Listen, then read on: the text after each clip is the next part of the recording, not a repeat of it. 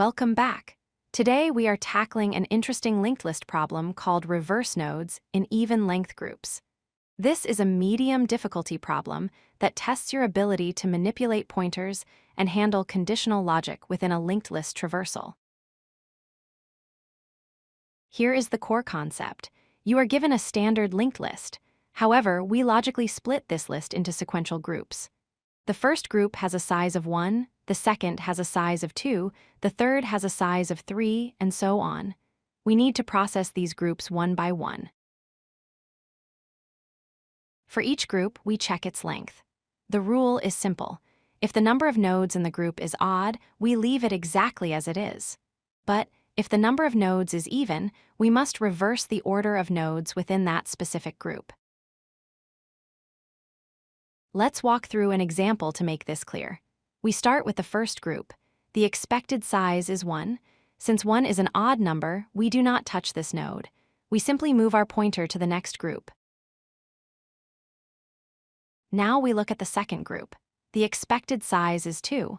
Since 2 is an even number, our rule triggers. We reverse the nodes in this group. So, if the nodes were 2 then 3, they become 3 then 2. Moving on to the third group, the expected size is 3. 3 is an odd number. Therefore, we keep these nodes in their original order. We skip over them and prepare for the next group. Here is the tricky part. What happens at the end of the list if we don't have enough nodes to fill the expected group size? We simply count how many nodes are actually left. If that remaining count is even, we reverse them. If it is odd, we don't. To solve this, we will traverse the list while maintaining a counter for the current group size. For every group, we first count the available nodes. Then, we check if that count is even or odd and apply the reversal logic only when necessary. Here is a high-level look at the code structure. We iterate through the list, increasing our expected group size by 1 each time. We use a helper function to count the actual nodes in the next segment.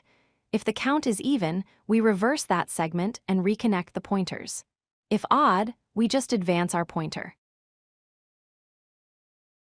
Finally, let's look at the efficiency. The time complexity is big O of n because we visit each node a constant number of times. The space complexity is big O of 1 because we are reversing the nodes in place without using any extra data structures.